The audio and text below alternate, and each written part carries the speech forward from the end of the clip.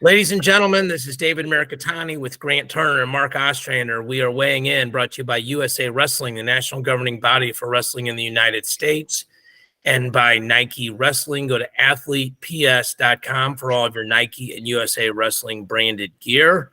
Do want to say a quick thanks to GT for making sure Mark and I got fresh gear to wear all the time on the show. Appreciate that. Another quick shout out to Jason Keck and the boys and girls from Greater Heights Wrestling here in Missouri. They won their 20th consecutive state title in Kids State, and they won their first girls state title, which the first year was held. He's a longtime friend and supporter of the show, has filled in for all of us at various points, so shout out to those guys. Let's start out with the shout out. Mason Paris wins the Hodge. As usual, tons of social media reaction. In the past, I've had a media vote on this, once through track, once Gary Abbott let us have a vote. I think the most important thing to say about that is I think the voters take it very seriously. I think there was an argument for several people.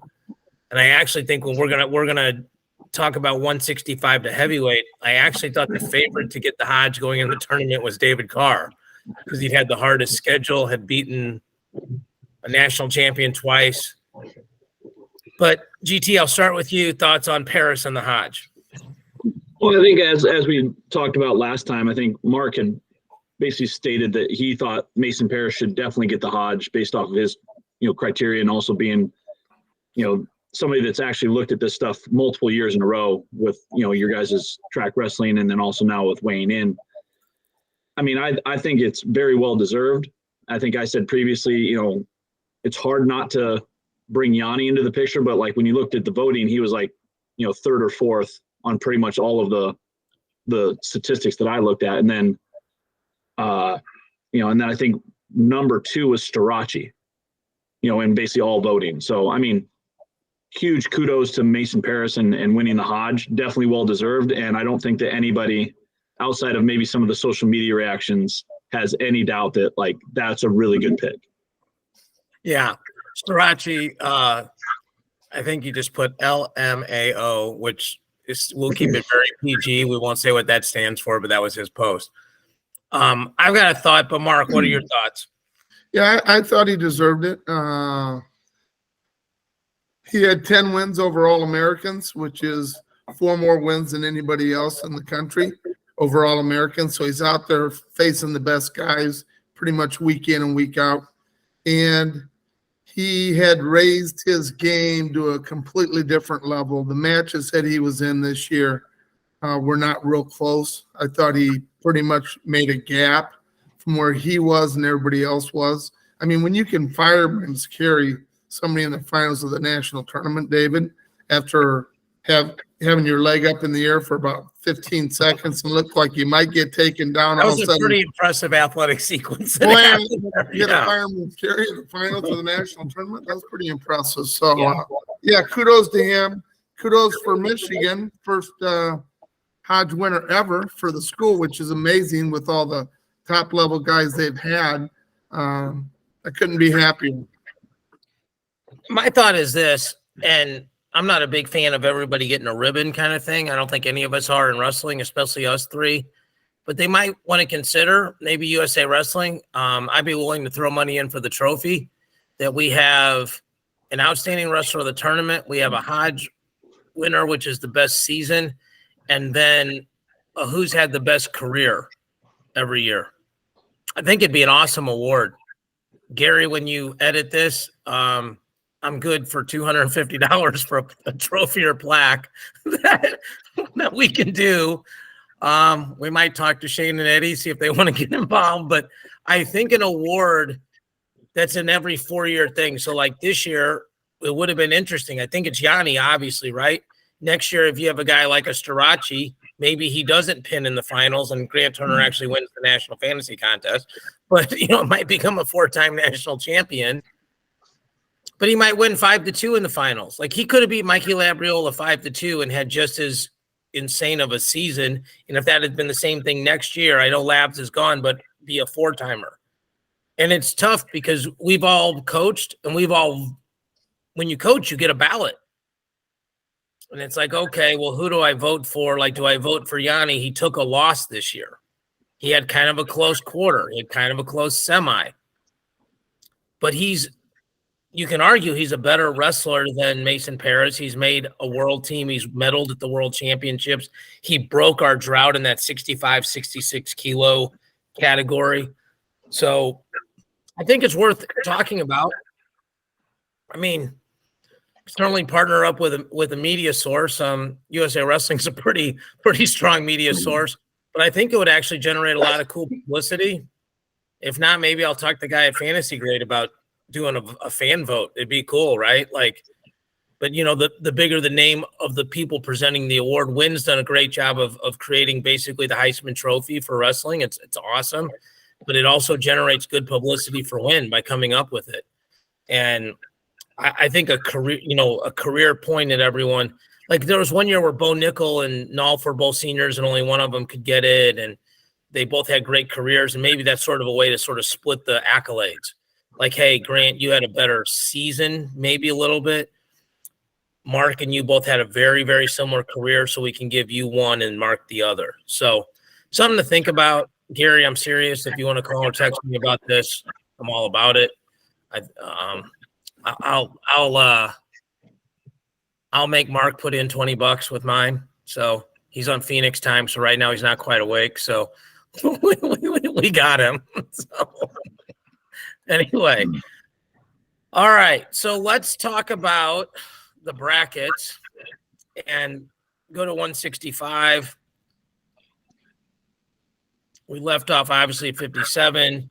The champ here, Keegan O'Toole, David Carr second, Quincy Monday third, Cam Amin from the 11 seed takes fourth, Shane Griffiths from the 9 seed takes fifth, Hamidi takes sixth, Caliendo, who's had a really good quiet season, seventh, Olenek from the 12 hole takes eighth. It's a couple of interesting. I think the most interesting thing here, guys, was, and then let's go to let me look at our picks real quick, who we picked in July. So we had champ O'Toole, and GT had Carr, which actually looked really good going in here. Non-top 8, what we kind of all missed. I had Julian Ramirez, who was seeded that high and goofed it up. Mark had Kennedy, same thing. Grant and Earl had Facundo. So not a lot of discrepancies there on who was right or the most right or wrong. Mark, I will say this. I think me, you, and Grant were all right about this. We thought it'd be very difficult for one guy to win all three of those matches. That if everybody was healthy and wrestled 3 times, somebody winning one of the 3, 2 out of 3. And I think in my mind, I kind of thought, okay, maybe the guy wins, person A wins the first one, person B wins the second one, and then person A wins the third one, making adjustments. The gap obviously closed. I think the pin in the Big 12 finals was very misleading. It was an overtime match. It was an overtime match where O'Toole didn't get a questionable takedown. But Mark, you and I talked about this off air. You can go first about this. Your thoughts on the final and on this weight class? Yeah, I think it's a perfect example for every young wrestler out there that has lost to somebody that's very talented a couple times. That if you keep going back in the room and you start working on things, you kind of know as a wrestler what you're doing wrong and what positions you were in that were really uncomfortable and why it was uncomfortable. If you go back and you're able to work on those things and, sharpen the tools just a little bit, you can overcome those, decisions. And Keegan O'Toole is a perfect example. And it really wasn't that close in the finals, which kind of surprises me. I thought it'd be nip and tuck match, and it really wasn't. Keegan pretty much did what he wanted to do and controlled the pace, kind of like the first time Carr beat him, controlled the whole situation out there. So to have that much of a disparity, but these guys are so good, both of them, talent-wise. I was really impressed with how it all worked out. And we, like you said, David, we had called it, 2-1, obviously. We thought that's probably what would happen. But when you're up 2-0, it's hard to, it's hard to win the third, but it's also hard to beat somebody that's beat you twice in a row. So you give credit to Keegan O'Toole. Monday getting third to me was very impressive. Coming back, going up a weight. So kudos to him. And I thought Griffith actually upped his game. He was in it with Carr. That could have went either way, I think. So, yeah, kind of how I envisioned it would probably pan out, except I didn't think Quincy Monday would get the third place spot. I thought maybe a couple other guys, after you lose, you never know how guys are going to wrestle and they wrestle back. So I was wrong on that, but yeah. I'll make one point and flip it over to GT. I saw Chris Ayers in the tunnel, and Quincy Monday didn't have the best draw. If the seeds held, he was going to have to wrestle Ramirez, who had beaten him twice. And when Caleb Fish won that match, no coach takes anything for granted, but I go, that's got to be a better draw for you. And he just smiled and he goes, we just take them one at a time. So, GT, your thoughts on this weight class? You're an Iowa State guy. And I think your viewpoint's very interesting because in your tournament, in the NAIA tournament this year, you wore both shoes. You guys are the multiple time defending champs. So you have people that you're in the David Carr spot, but then a Ruffridge, I think is right. Is it Ruffridge or Ruffidge? Yes. Ruffridge. Ruffridge. I don't know if he'd ever lost to that guy, but that guy was the one that had won like 90 or something in a row, and he found a way. And so, you've been on both sides of it. And I'm sure some kid on your tournament lost some match to a guy he's beaten before at some point in his life. I'm sure that happened. So you have, since you're actively coaching, what were your thoughts on the finals, that series, and this tournament? Well, I think, for David, I think this whole season was very good for Carr because, he had, basically a pretty legit. We were talking about this at the very beginning of the year. This 165 was just loaded, star-studded with national champions and previous finalists, and between Carr, Monday, Griffith, O'Toole, all of these guys are previous champs or finalists. So I think the series between the two of them, I think the fall in overtime is extremely misleading. If you watch that match, it's very similar to the first match, very calculated, very tactical matches. And if you look at what O'Toole did in the third and final, three-peat of these guys for this season, he made better and more adjustments than Carr did in his first two. I also think that Carr in that first scramble series kind of got a little gun shy because I think O'Toole kind of put him in a precarious position right away, and then he didn't really necessarily go back to it. As far as the weight is concerned, we talked about this weight class the entire season, how it has tons of new incoming talent, tons of top level talent. We had some returning All-Americans, not All-American, Carson Karchla being the 10 spot. Also some guys that got some really good seeds, Patrick Kennedy, Julian Ramirez, not All-American. Olguin, the Pac-12 champion that had beaten Griffith, basically goes 0-2 at the tournament. Didn't have a great tournament, but once again, this is an extremely talented and tough tournament. And by no means is that a shot at anybody that can go 0-2 at that tournament. But, that the Pac-12 champ, a lot of people had, because he had beaten Griffith twice, in the duel and then in Pac-12. So, heading into that, I think you could have seen this weight class go 18 different ways. But I think, the fans, we got the three-peat, we got the Trinity match that we all wanted to see in the finals. And then once again, Keegan O'Toole looked absolutely stunning in that match against Carr. Just really did a great job. Yeah, and I think O'Toole wrestled, he had a 5'2", then a major attack, a 5'2" attack, and then a shutout against the mean. And Carr, the way the bracket broke, had to wrestle Griffith and Monday. So a couple things here to point out. Number one, I love the guys at Princeton. Love Ayers, love Dubuque, love Sean Gray. Quincy Monday can't pick down in the semis there.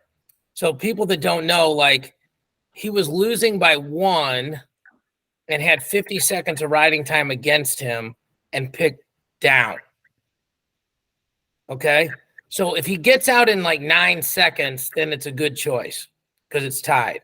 But if he gets out in 10 seconds or more, he's still losing by 1. He still has to get a takedown. And if anybody saw the All-Star meet, he didn't get close to coming. He didn't come close to getting out. And he was even with him on his feet this time. He was even with him on his feet both matches. First match, nobody got a takedown. Second match, they each got a takedown. So it's easy to play armchair quarterback. And I think I won't speak for you guys, but I'm sure I've made a wrong suggestion to an athlete in the heat of the moment. But sitting on the outside just watching, like, he's got to pick neutral there. Second thing is Griffith is apparently probably in the portal. So and we'll get to that, but he was in the portal once and stayed at Stanford, but he's got eligibility. He graduated. So he's in that Real Woods scenario in terms of academics. And the third thing is this. I would have thought 2 of the favorites to win the Hodge coming into the tournament were David Carr and Roman Bravo Young. Now, I'm not saying like they were the number 1 and 2 favorites. Okay. But you're looking at undefeated guys, right? I mean, Spencer Lee was probably the favorite. Okay. But let's put it this way. I think they were probably the 3 biggest favorites, or 3 of the 4. And they all lost. And so that's our version of March Madness. Like if you're watching the basketball, there's no number 1 seed in the Final Four. In our tournament, 8 of the 10 number 1s made the finals, I believe. So shout out to our seating committee. They did a better job than the basketball guys did. But that was just something that was stunning to me when you're in the moment, you don't look at that stuff. And then you go back and look at it. Mark's been a guy, GT, that for years, like, he and I would sit down literally on Monday and do the rankings for the next year right away, and then start adding, deleting, moving guys up, who's going to redshirt, Olympic redshirt. But he's got such a great, we tease him about being older, but he's got such a great perspective on things. And so I'm trying to get better at that. And that was one of the things that I took away from this week. So we go to 74. It's Carter Sirachi's world. Everybody else is just living in it. He goes fall 4-0, 5-2, 6-0 fall. He scored the most team points of any wrestler in the tournament, which I think you could have gotten really long odds on. Labriola second, beat Mackay in the semis. Foca takes third. Mackay takes fourth. Nelson Brands repeats his victory over Plott to get fifth. Plott is sixth. Plott flips a decision in the second round where he beat Olmos from Oregon State, who had pretty much dominated him during the dual match. Smith from Ohio State, seventh. Peyton Mako makes the podium as eighth. Mark, thoughts on 74?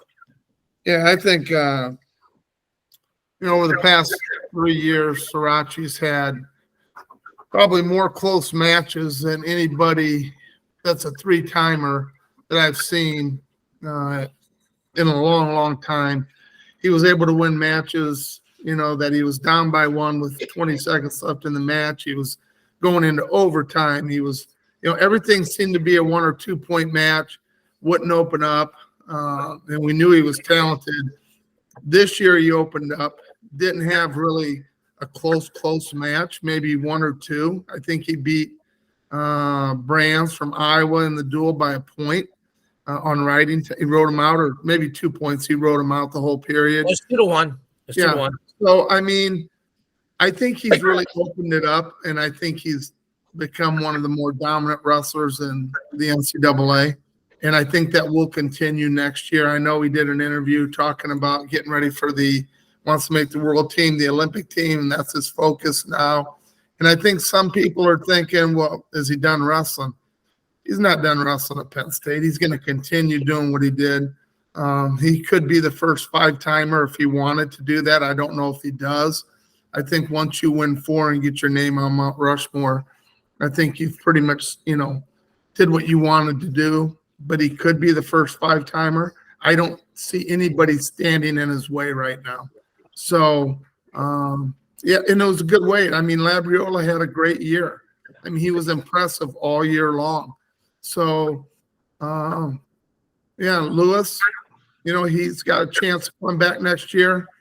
I don't know if he will because he has other things going on. But Foka, to me, was really impressive. I think he's going to be a real issue for other guys next year. I think he's probably going to be the number 2 ranked kid in the country easily starting out next year. So, Well, Makai's back. yeah. So, Yeah. and Foka beat him. So That's I right. really, You're right. it's going to You're be right. hard for Foka, for somebody to beat Foka except for, Starachi. And that was So, a close match last time.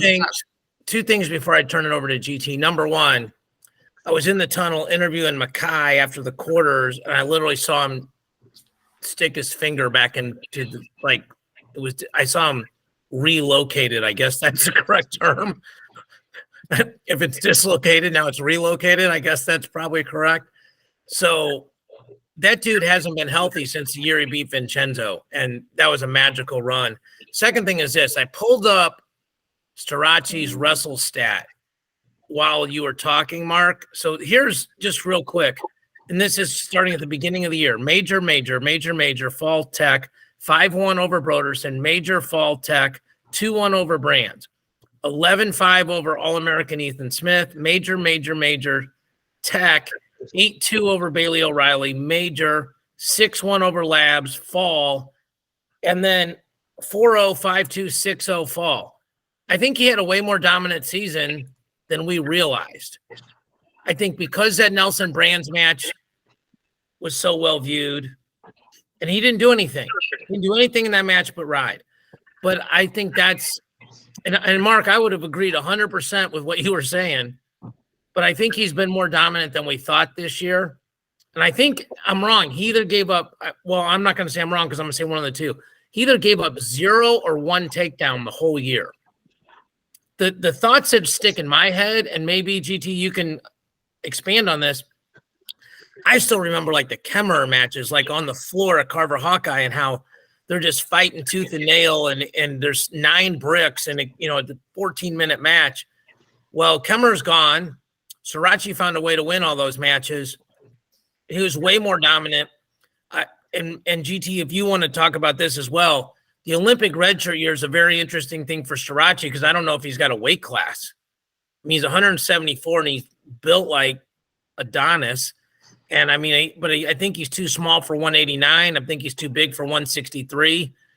And he's also the guys that are number 1 at that weight in the country are in his workout room. So the floor is yours, Grant. Well, I think,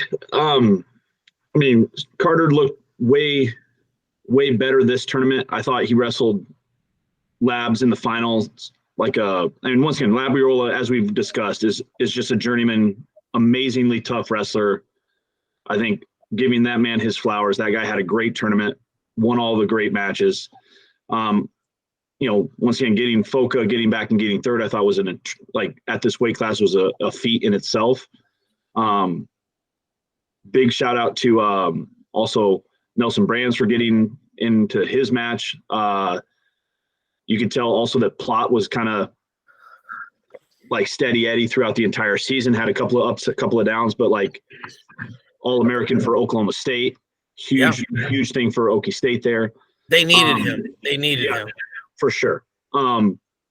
Also, as we kind of talk about the career type athletes of the tournament, Demetrius Romero, I think with his 9th year of eligibility now, has wrestled in the national tournament. He had a good little run, but lost in the round of 12. Yeah. I think for my takeaway from this weight class, one is I think health and who's coming back, right? So Starachi is, back if he wants to be able to do that, or if he wants to focus on Olympic wrestling, whatever it is that he wants to be able to do, he has the ability to come back. Makai Lewis coming back, Foka coming back, Plot coming back. There's a lot of, and then, once again, all these kids that are coming out of high school that are ready to wrestle. who's the next, guy? Is it going to be Facundo that goes up to 74? I want to see what this weight class looks with youth, and then at the very top, because the top, you're seeing it right now at this tournament, who's going to be coming back, and previous national champions all at the very top. But I want to see what the next gen comes at this weight class. Well, there's 3 huge recruits that all come in behind a guy. So Gabe Arnold comes in behind Brands, Braden Thompson comes in behind Plott, Josh Barr comes in behind Starachi. Okay, so those are 3 guys that are all 174-ish. Okay, and then Rocco Welsh could step right in for Ohio State. He just beat Barr. They've wrestled, I think, 17 times. They're 9-8 now. It's always a 1-point scramble or 1-move scramble, but he beat him in the Pittsburgh Wrestling Classic this last weekend. So, but I think to your point, 6 of the 8 guys are back. Labs is gone, and Ethan Smith is gone, and that's it. But, shout to Brands for making All-American for the first time, and shout to Mako. I've seen Mako wrestle a bunch. He's beaten some really good guys along the way. He's had really near miss matches along the way, and to just get to the podium. Missouri's got a sneaky good team next year. They had 2 guys at podium this year that hadn't podium before, and him and Zach Elam. So Brian Smith in the post-tournament interview goes, we bring back 5 All-Americans. And they bring back 5 All-Americans, including a champ. So they'll be sneaky good. Okay, so we go to 184. Again, Aaron Brooks. So I don't think we got to talk about this too much, but it actually, in a weird way, made sense that Brooks was the 3 seed. Reason being, the All-Star meet doesn't count, where he literally demolished Kekheisen, but he lost to Coleman. Kekheisen had split with Heidley, but won the second one. We all know that's the criteria. And Heidley had criteria over Coleman, and it looked like Munoz had criteria over Coleman. So Brooks wrestles from the 3 seed. If you're doing any fantasy contest with seeds, that was the easiest pick to make in the world. He goes major, fall, decision. I don't know how many takedowns Brooks gave up this year. I know he had to give up 1 to Marcus Coleman in the match he lost, but that might have been his only one as well. Kekheisen second. Romero third, made a really nice run. He did get a medical forfeit from Munoz on the back. Heidley fourth, Coleman fifth, Munoz sixth, Feldkamp seventh from Clarion, and Gavin Kane, North Carolina, had themselves a tournament, is eighth. Quick bias, shout out to Marcus Coleman. He wrestled in Border Brawl. It was cool to see how well the guys that have been in our event did. They scored 134 points at the tournament this year, so shout to them. GT, I think it's your turn to go first. At 184, your thoughts? Yeah, I think this weight class, in my opinion, was very just chalky. I think that you kind of knew going into this weight class who the major players were going to be. Right. Brooks, Kekheisen, Heidley, Munoz, Coleman, basically kind of cementing themselves throughout the entire season. You kind of knew what that would look like. So, I mean, for that to kind of ring true and kind of keep that, I would say the level of playing field, I think the way that it was seeded kind of was interesting, but I think it all worked out in the end. I definitely thought that having, Kekheisen and Brooks on the opposite sides was really good for us to be able to basically see that match, because it was the all-star match. It was, I think the 2 best guys at the weight class being able to wrestle each other in the finals. A lot of respect between all of these competitors too. I think between, Heidley, Munoz, Coleman, Brooks, I think because they've seen each other at almost every tournament throughout the entire season, there's a lot of respect between those athletes. And then Brooks's interview afterwards is also very cool to hear. And the respect that he gives to Parker was a really, really cool testament to their, combative relationship. So great tournament at this weight class, but I thought it was very, very much hey, usual suspects at this one. Yeah, Mark, before I flip it over to you, we lose Romero, we lose Coleman, we lose Feldkamp, but the other guys, I guess I should go real quick through this, to go back. At 165, everyone's back but Quincy Monday, and 3 of the round of 12s and all 4 round of 16s are back. At 74, we lost number 2 and number 7. 2 round of 12s, 3 round of 16s are back. 84, 1, 2, 4, 6, 8 are back. Salazar's a round of 12 back, and 3 round of 16s are back. So, Mark, go ahead, 184. Yeah, I mean, it's kind of funny. My biggest takeaway here, besides, I think everybody kind of assumed Aaron Brooks would win it again. That's just what he does. But my biggest takeaway was Romero getting third, because he was always one of those guys that was mentioned in the second top tier, because Brooks has pretty much stood out by himself on his own little island. And then there was a group of like 3 guys on another island. You had Heidley and you had Keckheisen. I would say those 2 were on an island by themselves, basically. And then you had Romero, Munoz, Coleman. I think the way he was able to get third was totally amazing. I was really impressed with his third place match beating Heidley, because I always thought Heidley was kind of, up there in that top tier area. So, kudos to him. But everything else, I'd say there were no major shocks in this weight for me, except for Romero getting third. I thought it pretty much, I thought Keckheisen being on the top, he was not going to struggle getting to the finals. I thought Munoz would give him a little closer of a match, because he looked good during the tournament, but I didn't see him wrestle a lot during the year. So, yeah, I mean, my biggest takeaway was Ohio State getting third. And that's kind of funny when you're talking about Brooks being the champ, but I expected that. So, yeah, I think we expected Brooks to win. By the way, spoiler alert, Mark Bader was following around Ohio State the whole weekend down there from Flo. And I talked to Piles, and they're doing a behind-the-scenes special. It'll come out, I'm guessing, fairly soon about Ohio State. And obviously, Tom Ryan and those guys agreed to it. But shout out to them, because when you're on the camera and they're following you, you either wilt or you shine, and they shine, because they wrestled really, really well. That was a team that Mark picked. I got to go back real quick and look at who we picked for this weight. So let's see who we picked. We all picked Brooks, and we whiffed the other ones. We had Bolin, Samuelson, and Assad. And shockingly, Mark did not have Assad.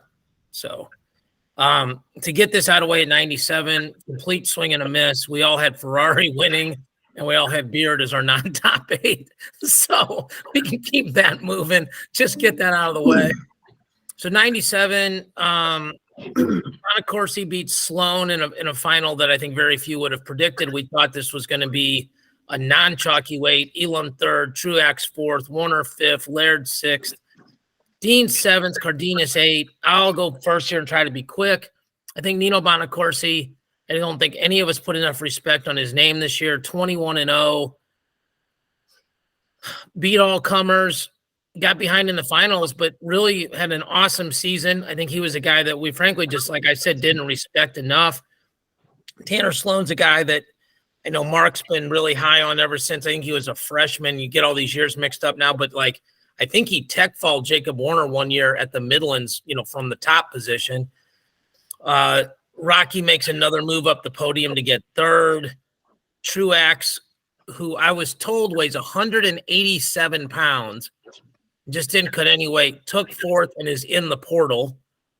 Jacob Warner, I think he's a 5-time All-American now. You guys can tell me, but I think I saw that, and had the highest GPA on the team.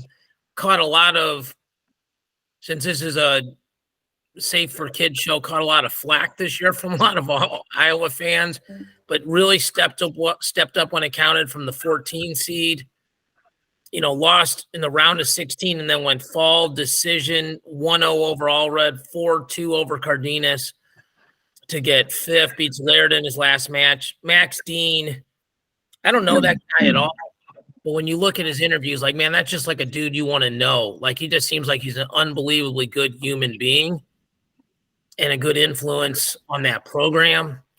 So I think, Mark, it's your turn, 197. Yeah, Bonacorsi, as you stated, David, I did not think was the best 197 pounder in the country at the time. He proved me wrong, proved a lot of people wrong. I think this was one of those weights where you weren't sure who was going to be there. I didn't really think Truex deserved the number 2 seed, but you know, he's going to make somebody really, really happy next year.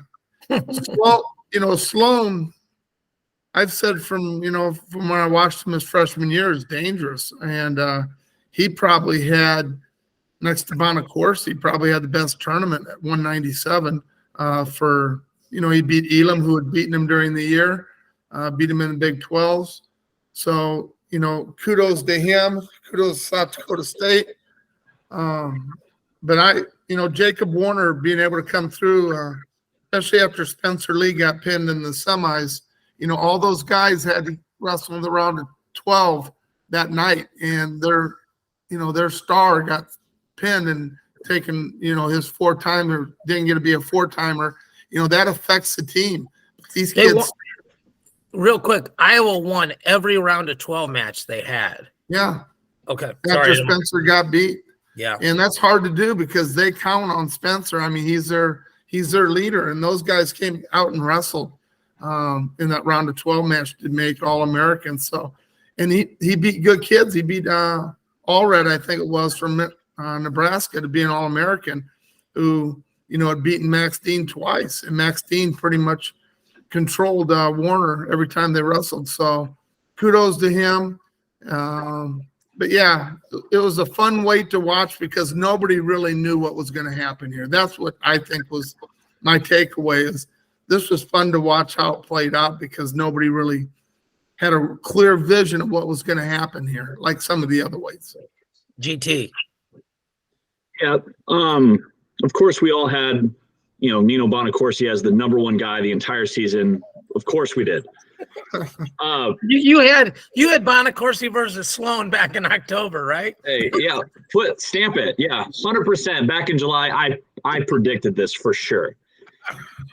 Yeah, that's beautiful. Yeah. Once again, I don't necessarily know if it was like overshadowing Nino Bonacorsi from being a national runner-up in 2021 to then him not being an All-American in 2022, then his rise again to 2023 national champion status.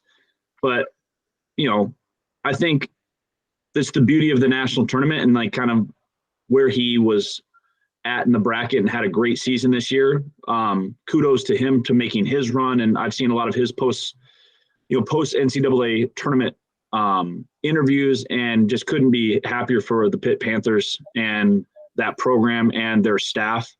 I believe, Earl put out a thing on Intermat for kind of the takeaways. Nino Bonacorsi was the last national champion between now and then head coach Keith Gavin. Yeah. So we got a smile out of Keith Gavin. Yeah. which is like having, like lightning strike 3 times in a row. It's like, yeah. So very cool as a program highlight for Pitt. Very cool to see them get a national champion. Once again, not everybody gets ribbons, but it's really cool to see the coach come back to his program and then get somebody to be on top of the podium. Very, very cool story for Nino. I think sorry, go ahead.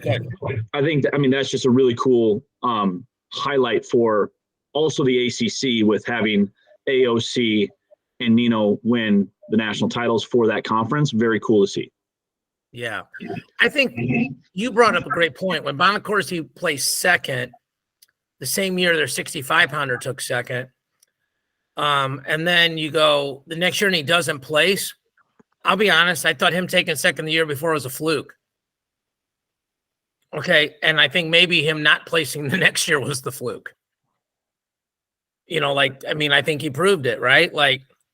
Because maybe he was injured and didn't tell us, right? So I went back and looked at his run in 2022, and he lost an overtime match to the 11 seed Gavin Hoffman, and Hoffman made it all the way to the semis, right? And then he goes on to the backside, has a good little run, and then runs into Elam, who Elam ended up getting fourth, right? So loses a tight match in overtime to Hal Kaufman, and then runs into Elam on the backside. That's the national tournament for you, right? So like in your round of 12 matchup, you got a guy that ends up getting fourth, right? So I would say that's probably the fluke of it, rather than saying like, oh yeah, well he was in the national finals, then he wasn't. You can easily say that, right? But once again, proved us all wrong, and now he's the 2023 national champion.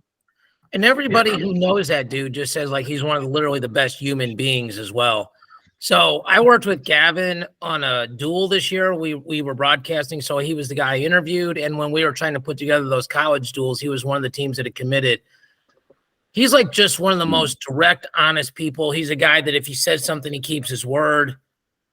You don't root against anybody in this game, but you root for certain people more than others based on how they treat you. So couldn't have been happier for Keith Gavin and, by proxy, Nino Bonacorsi. So we'll go to 285. Okay, so Mark, get out your bragging pants. You pick Paris to win it. I picked Gable Stevenson. GT picked Colton Schultz. Earl picked Kirkfleet. I picked Gable as my non-top 8 as well. Mark, I think you killed this way. You got Hilger, who placed. GT had Gable, and Earl had Zach Elam. So I think you're first. Earl was second, and GT was third, just because he could probably beat me up. So we'll go with that. Yeah, we're just going to go with that for sure. So Paris wins the tournament. We talked about that in the Hodge. Kirkfleet's second. Wyatt Hendrickson, like, just unbelievable getting to interview him and seeing all the interviews. Just an awesome kid. And he's back.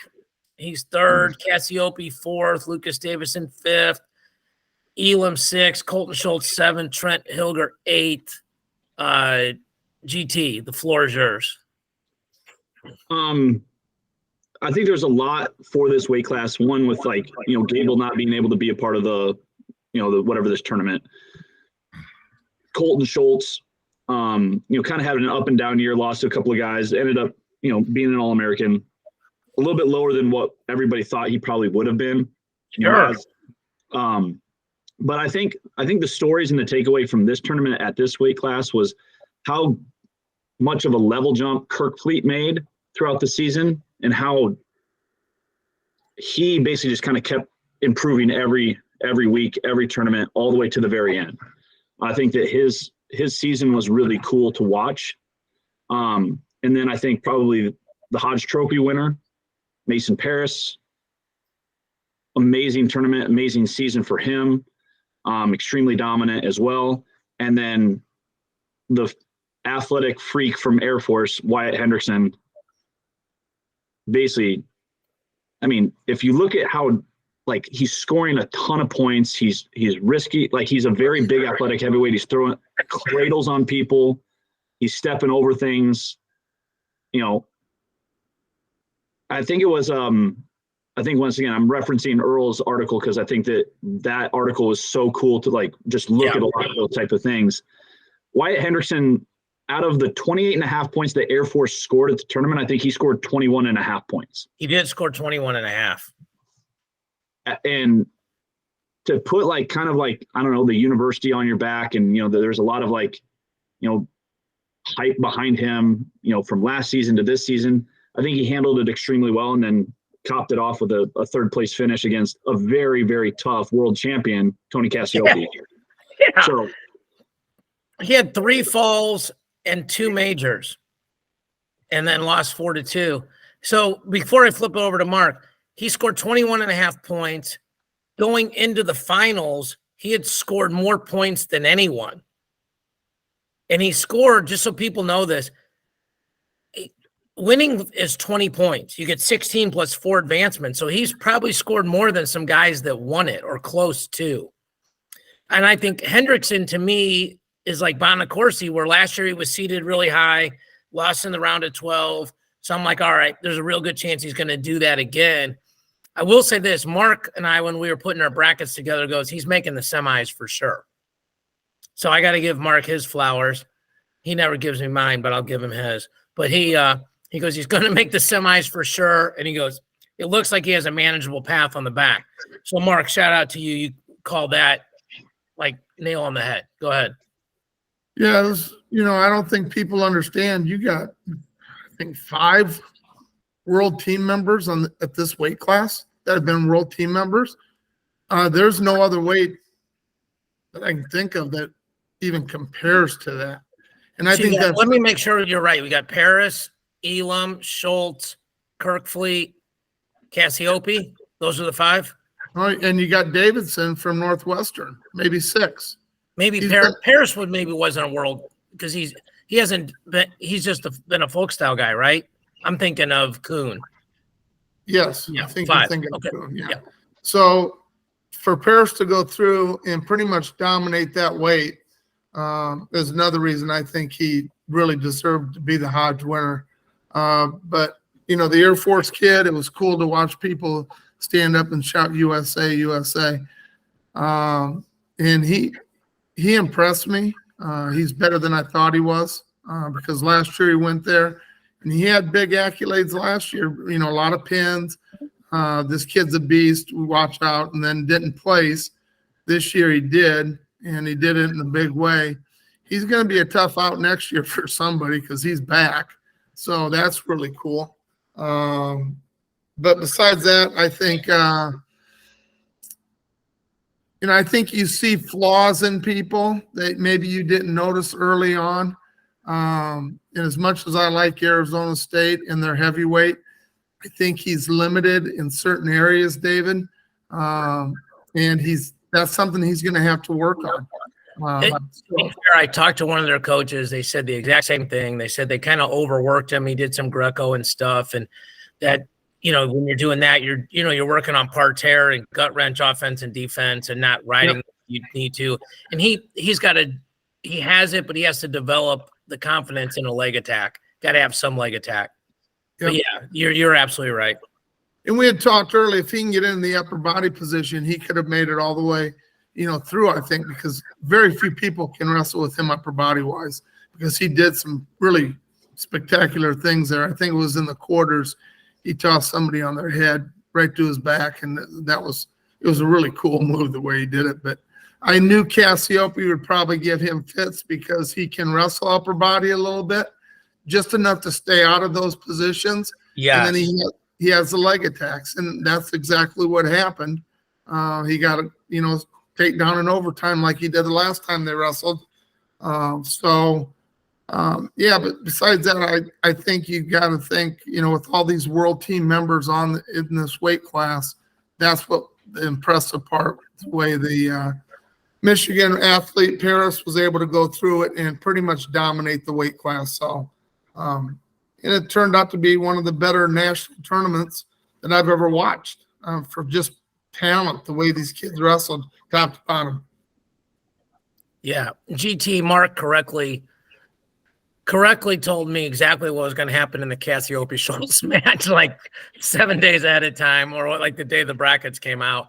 So I got to give him credit for that. And just so people know here, Kirkfleet, Hendrickson, Cassiope, Davison, Elam, Schultz are all back. So we lose Paris, we lose Hilger, 1 round of 12 guy back in Slavakowski, who is in the portal, will have to transfer. I'm hearing Michigan. And then 3 round of 16 guys are back.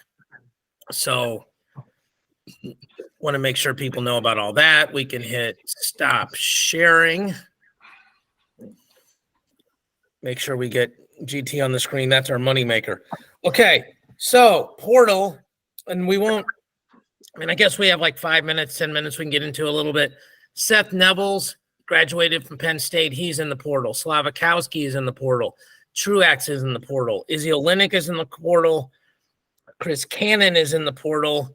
And the middle Ferrari already committed to Iowa, and probably the worst kept secret in the world that all 3 of those guys are probably going to end up there. Like, I've literally heard that from both sides. So, and Ferrari to Iowa, the oldest one, makes sense when you look at their lineup. Like, Warner's gone. I mean, I know they got like, Cody, I can't think of his last name now, the kid from Wyoming Seminary that was really good. There was a 215. Colby Franklin, excuse me. Yep. But was a light, like wrestled heavyweight for them because of their lineup, but, can easily make 97. The middle Ferrari would, they got a whole ton of dudes there. And then Angelo wrestled in my event and is, he wrestled in Texas last year, and killed everybody down there, but had one who's number one previously, a 4-man bracket. So they're a package deal. I think we talked a little bit during the pod today about Truax. He's an interesting dude because if Austin Summer told me this from Intermat, he said he interviewed, he's like, the kid weighs 187 pounds. So if you weigh 187 pounds, you're walking at 187 because there's no reason to cut to 87 to wrestle 97. So with probably any minimal work, I'm sure he's certified at 84. They said he doesn't like to cut weight at all, clearly. But you put him in the right environment, and maybe he's an 84. 84 is really good next year. Mark has talked about maybe Starachi moves up, maybe Brooks moves up. I wouldn't, if I was Penn State, and clearly I'm way smarter about wrestling than Cale Sanderson, so you should listen to me. But I would leave those guys there. I think they're both going to win nationals. And I think it's better to have two guys who are going to win it and figure out a hole at 197. Truax would fit in right there. I mean, he can just get a little bigger and wrestle there. I mean, there's a multitude of places for all these guys to go when they're good. And then Olynyk, he's in the portal. Somebody mentioned to me, and I wanted to look at this, that his path to All-American was pretty interesting. So, like, on the backside, he beat Karchla, and then he beat Heller, and he beat Cook. But, that was like the highest. He lost to Quincy Monday, and then he lost to Hamidi, and he lost to Caliendo. So, really, the only top 10 guy he beat was Karchla. I mean, obviously, you wrestle the guys in front of you, but didn't have any huge upsets or anything. But the portals, and then Chris Cannon's interesting to me because he didn't wrestle well this year, but really wrestled well the year before.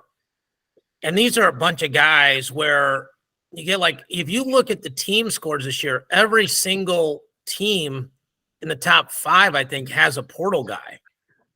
Maybe, I don't know if Missouri does, but like Penn State's got Kirkfleet. And I'm going to skip some guys, but Iowa's got Woods. I have to think about who Ohio State does, but I'm pretty sure they got one. Maybe not. But the portal's just all over the place, and it has huge impact on these team races.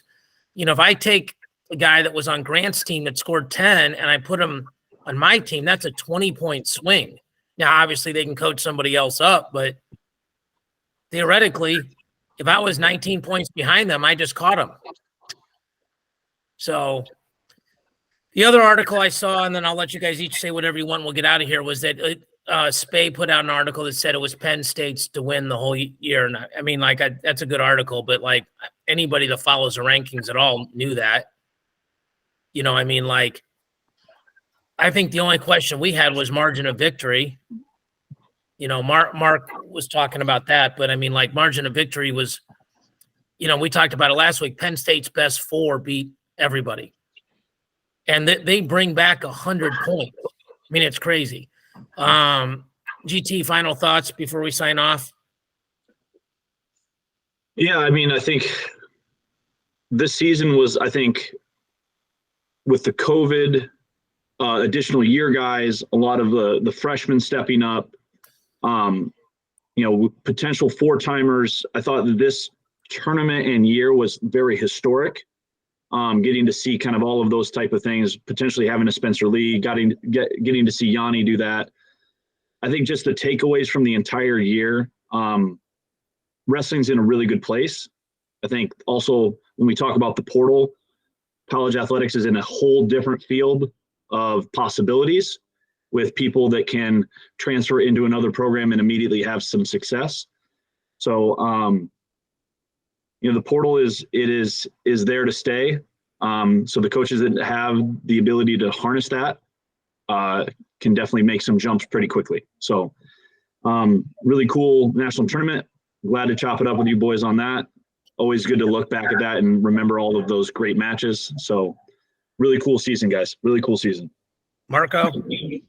Yeah, first of all, Grant, thanks for doing this during the college season, because I know this is not something you've done before. So your input was tremendous. It was fun having you all year long for the college season. Portal wise, I think to me, I mean, obviously Truex is going to be probably the top kid that people are looking at where he goes. And he's got a plethora of places that would love to have him. I'm sure Arizona State would love to have him. I'm sure Penn State would love to have him. So find out what happens there. Cannon to me is kind of it's interesting where he could end up, because RBY is gone. And I don't know who they have at 133, but boy, you step that kid into 133, top 10 kid in the country. I mean, I don't know how big of a gap they need to win another national title, but I think they're like a 50-point favorite right now just on returning points from last year, which is unheard of. Don't ruin next week's show. That's okay, I won't. Okay, well, it's a big shocker that they're that big a favorite.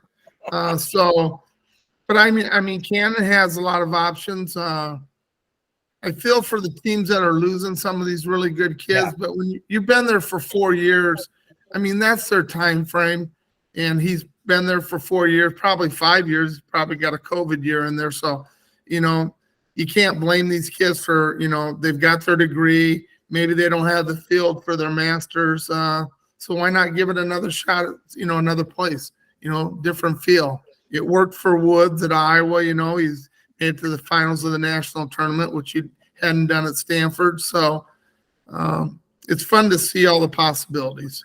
So it's like Christmas every day on the portal. Who's going to get the biggest gift? Yeah. 3 last things. I think potentially Ferrari will be the biggest guy in the portal. You have a defending champ, because I don't think he's done wrestling. Shane Griffith will be another huge guy if he goes into the portal, which he basically hinted at. And basically everybody in America could use those 2 guys. I mean, even, I mean, he's certainly a better fit at some place than others. And then last thing, guys, girls, if you're watching, if you got a long drive, flip on Matt Chat this week. We had Andrew Alira is on with Troy Nickerson. I like doing the Matt Chats when you get the athlete with the coach and you kind of watch them talk about each other and their relationship. I think it's a different thing than just interviewing one about the other. And Alira's is a very interesting story. He stayed at home. He's from Greeley. He talked a lot about lifestyle. Like, GT, I would be interested if Nick Mitchell watched that, I know how much you guys preach lifestyle at Grandview, like how much sounds similar to him. And they talked about just making a lot of good little decisions in life and how that adds up to good big decisions or big results maybe. I don't want to, kill it because I want people to watch it, but it was really good. Alira's is a really well-spoken young man, and Nickerson's a guy that was an absolute hammer back in the day. His career was sort of shortened by injuries. I mean, he basically won nationals one year with one limb one time. So, and GT, you and I actually, that's the longest I ever talked to Nickerson last year was right after the Michigan border brawl. When they came over, we were hanging out and getting some food. Couldn't be a nicer guy. And, programs like Northern Colorado that had a champion, programs like Air Force, which tied for 18th, tied with Oklahoma State. These kind of programs, it is good for wrestling. We need the non-top 10 teams to have good tournaments if you want programs to grow. The NWCA is doing a great job of adding programs, but the vast majority of the additions are non-Division I. So one last, I guess, I don't want to say sad note, but Iowa Wesleyan is closing the school down at the end of the year, and they had a women's program. I have no idea why that happened, and I wouldn't even do any conjecture on the air, but they got some hammers up there. GT probably knows that better than anybody, but I know Faith and Emma Cole are St. Louis girls. Faith was an undefeated 4-time state champ here, wrestled in Brawl, Fargo All-American, Super 32 All-American. I would think most people that are in women's wrestling would know this. I saw like the Life University coach said, hey, let's leave these kids alone for a day. I would respectfully take the other side of that argument.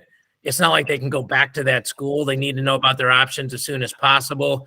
It's not like, it's not like I got in trouble as the head coach and we're just like trying to be vultures. Like, these kids got to go somewhere. And as soon as they get offers, I mean, they showed a post where a girl had committed there 5 days earlier, like on Instagram, for a girl from California. GT, you're nodding. I don't remember her name, but she was a good wrestler. So now these kids got to go through all the process again. And the thing that's really tough is every school in the country has less money now than they did when they could have made a different decision. So hoping it works out for all those young ladies. I know Grandview has a girls wrestling team in case anybody's interested. I've heard they have a good team.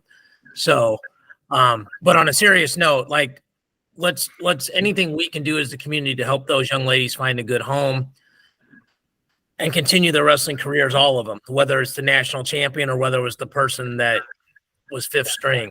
We want to keep growing wrestling, and the number of teams have gone up in girls is way greater than losing a program or two, but we don't want that to be anything traumatic for any of those young ladies and keep their careers going. So this is my favorite hour of the week. Two of my best friends, we get to chop it up. So for Mark and Grant, I'm David. We'll speak to y'all next week.